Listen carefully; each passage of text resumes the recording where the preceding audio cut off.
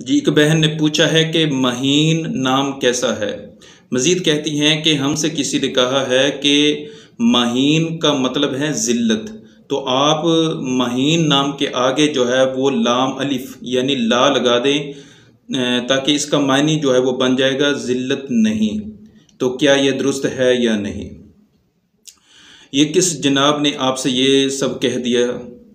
یہ بات تو درست ہے کہ قرآن میں یہ ورڈ آیا ہے مہین، جس کے معنی ہے ذلت، لیکن یہ ورڈ فارسی میں بھی ہے ماہین۔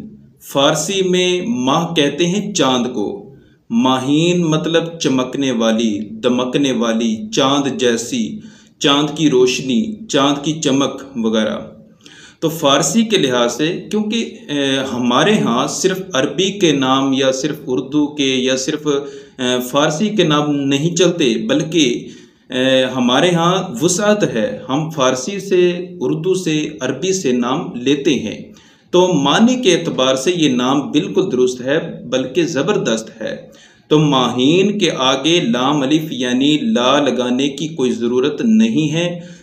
جس نے بھی آپ سے یہ کہا ہے اس کو یہ بتا دیں کہ یہ نام ہم نے فارسی سے لیا ہے، تو انشاءاللہ ان کا جو ہے وہ وہم دور ہو جائے گا۔